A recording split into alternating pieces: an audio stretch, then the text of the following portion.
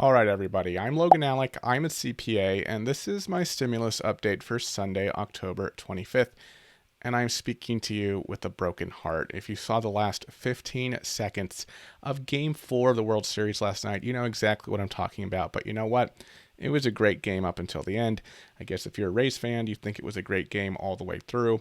I'm not sure who I'm more disappointed in at this point, Chris Taylor or Nancy Pelosi, Will Smith or Steven Mnuchin. But it is what it is, and the Dodgers will take it tonight in Game 5. In terms of stimulus, both Mark Meadows and Nancy Pelosi were on CNN State of the Union this morning talking to Jake Tapper. I'll talk about both of the interviews in turn. Meadows appeared first. Here's a clip. Okay. Let's turn to coronavirus relief negotiations, because obviously millions of Americans are hoping for some relief, some compromise. If you reach a compromise, Senator McConnell says he will bring any deal that you reach to the floor for a vote. Do you have a guarantee of that? And do you have a commitment from the Democrats and 13 Republicans that you will need to pass it? Have you identified 13 Senate Republicans who would be on board? Well, we don't even have the bill yet because Nancy Pelosi, and she's coming up. I know she can speak to this, but we've continued to make offer after offer after offer, and Nancy continues to move the goalposts. And as you know, we're up to $1.9 trillion.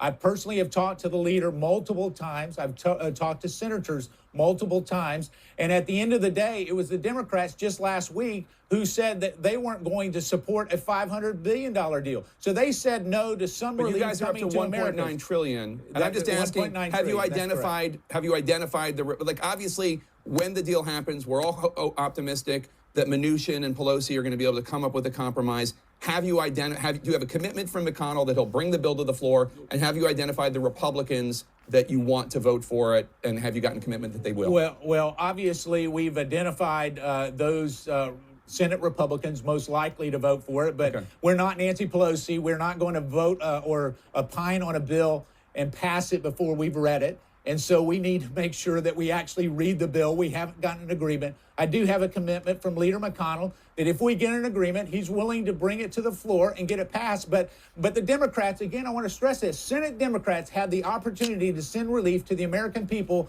this last week, and they didn't do it. That should be a headline, Jake. So Jake asked Meadows if the Senate took up the stimulus relief bill.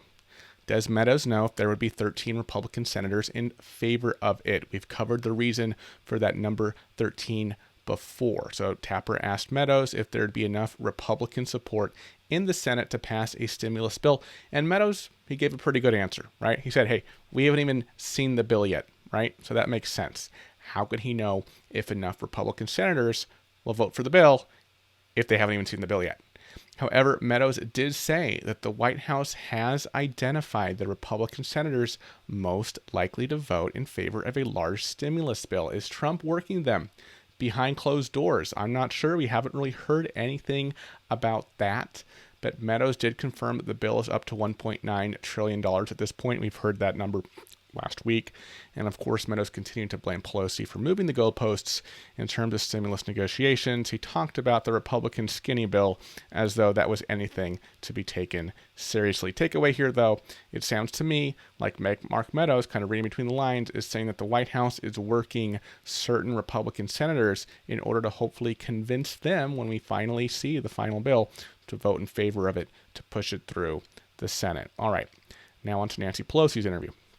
Tapper asked Pelosi about getting a bill passed and signed before Election Day. Pelosi said her favorite word, she's optimistic.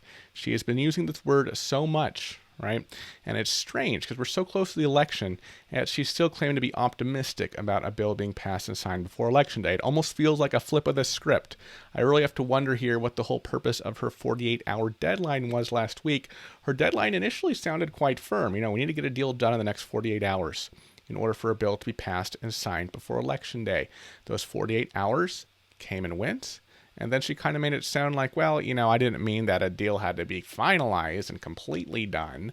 I just meant that that was a deadline to clarify things and put things on the table. I'm not going to read too much into it, but it's just a little weird, right? Like there was some strategy shift or something with the election coming up. It's like, you know, the programming a week ago, maybe it was, you know, put pressure on Mnuchin and Republicans, you know, with the 48 hours. Then people were like, you know, Pelosi doesn't want a deal before the election. This is all political games at this point. And now is the programming, supposed to be, I'm very optimistic a deal can get done before the election day. I don't know. Here's another clip from the interview.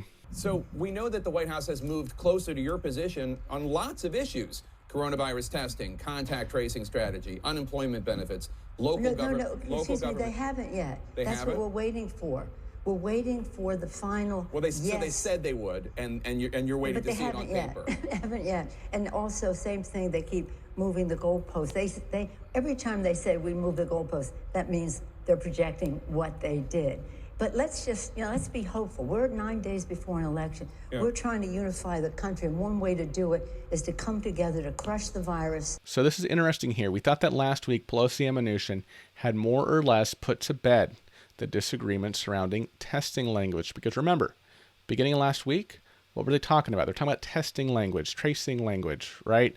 And then in the middle of last week, when they started talking about disagreements, they kind of weren't talking about testing language anymore. They're talking about, state and local funding and liability protection, the two big issues that they've disagreed on for months now. But here we have Pelosi saying, nope, we still haven't reached agreement on the testing language. And then Tapper asked, okay, Nancy, when is the deadline then to get something done before the election? Pelosi didn't really give an answer. She just started talking about schools and how we need to make sure schools are safe and how making schools safe, we need money to do that. Tapper went on to ask Pelosi about all the Democrats, telling Pelosi to agree to a deal. Pelosi said, well, we all want an agreement. No one more than House Democrats, but we have to do it right to crush the virus and not just give money to the president to do whatever he wants with. Tapper asked Pelosi what would happen if Democrats sweep the elections. Would Pelosi then wait until Democrats control everything to do a deal?